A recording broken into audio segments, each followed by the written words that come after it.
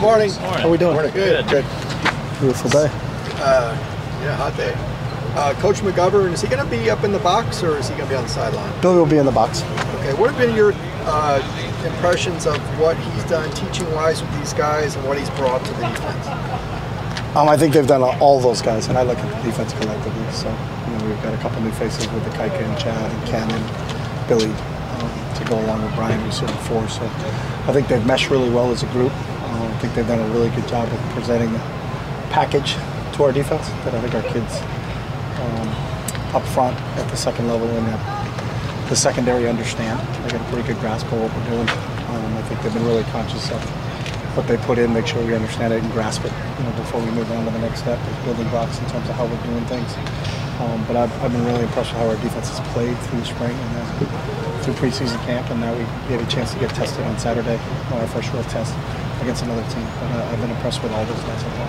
Alex Johnson got number 36. Can you talk about? He did. Obviously, it's a really cool tradition here. Honoring one of the former great walk-ons here. We just continued that tradition when we took over. I heard about Nick, and we have Danny Fields and Jerry Neuheisel on our staff who had a chance to play with Nick, and I just thought it was what a great idea to do. We've had some great kids. Ethan was fortunate. It was really cool that Ethan got a chance to present it to him, even though he was in camp with the Colts. A chance to talk about it and make sure everybody understands what that award is about. That's Alex. He's given everything to his football. He's graduated in 4 years. He's in grad school now. He plays a significant amount of snaps for us on special teams and plays in our sub packages on defense, and he's done a great job. And I know he'll tell you it's an honor to wear it, but there's no more fitting guy to be that guy than Alex. Does that come with a scholarship or no? It's not tied to that. Okay.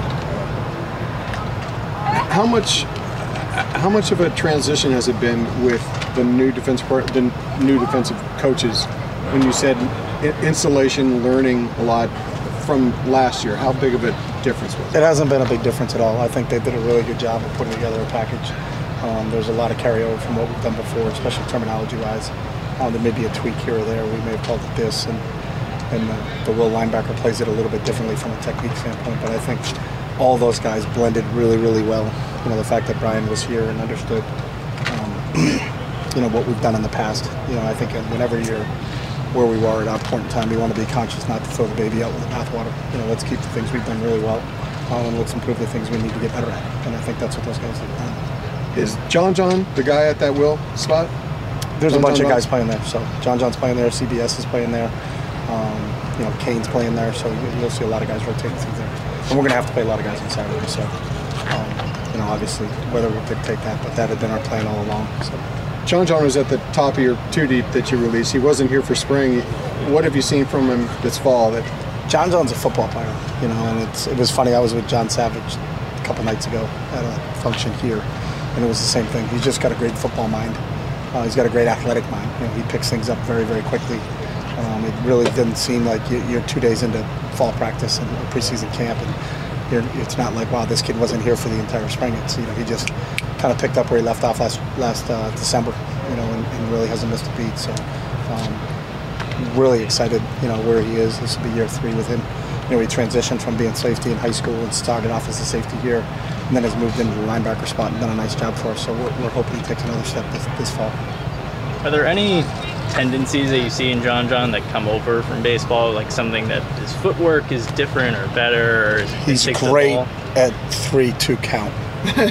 And he's got one thing I do notice about all baseball players, and I think they have a great ability, and it's a great question, they can shake things off a lot easier than maybe a football player because they have so many opportunities, and success in baseball is being 3 for 10.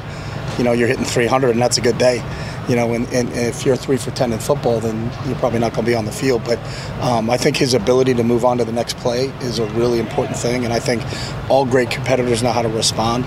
Once an event happens, learn from what that event was, but then move on to the next event. And I think he's done a really good job of that. That's why it's to some guys, I wasn't here for the spring.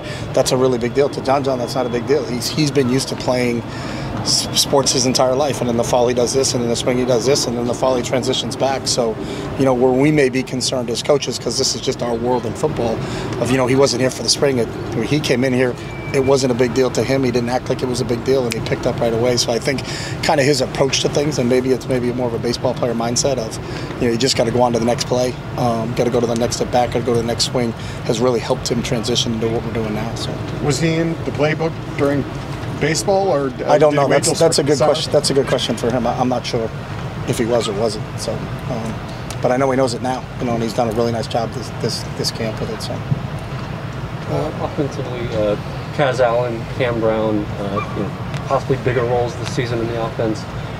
What do you see out of them and what they can do? Yeah, I mean, obviously with Kaz, you got a guy who's got outstanding speed. And I think we've known that since he's come in here and tried to put him in different situations. He's done a great job for us kick returning. And he's really done a good job as we transition him out to wideout, is being able to stretch the defense and get behind people. And we've hit a couple balls over the top 10. Hawaii, we did in the opener a year ago, and he had a big one against USC in that game. So I think his ability to kind of stretch the defense is a really big deal for us. But we also have, he can do some other things too. So, we're using him in the slot a little bit more this year. He didn't play much slot last year because we had Kyle, and with Kyle gone to Tennessee, to the Titans, kind of opened up a spot from there, and he's handled that, really moved into that role in the springtime, and it did a really nice job with it. So looking forward from there. And then Cam, the more reps you get, the more seasoned he gets, the better he is. So, we're expecting big things out of Cam also. You had Peterson listed as running back now, and another tight end. Is there anything to that? Or Carson Ryan. Yeah, that's what they're playing on now. Oh. How did that kind of come about? Well, we have a lot of depth at tight end, so trying to get those guys on the field and doing some different things. So they're bigger. They're not the taller, longer bodies, like a Hudson or a Zeke. They've handled that transition very well. So. Was that their request, or was that? No, that's our football request. They want to get on the field, so just try and maximize their skill set. Walk-ons who are earning scholarships, is that something that's been announced to them, or is that between? Yeah, it's been announced to them. So Nick Barmera, Jack Lander, Alex Johnson, Josiah Norwood, Carson Schlesinger, and David Magno went on scholarship. They all earned it because they're all playing for us now and playing significant roles for us. So those 6 guys have earned scholarships. Is that something that's announced in like a full team meeting, or is that private? Okay. It's announced in a team meeting the other night. Does that get you up to 85, or do you know where We're in the low 80s right now. Carson's from Oaks Christian, and I know Zach went there too. So just Bo Calvert went there. Shea Pitts went there. We got a lot of Oaks guys. Yeah. What does Oaks Christian do to really prepare their guys? Like, what kind of guys come from that school? I think kids that are prepared both academically and athletically. I think it's a great school academically. So a kid who's a graduate of there, obviously this is a really good school academically, can handle the course load. Shea's a great example.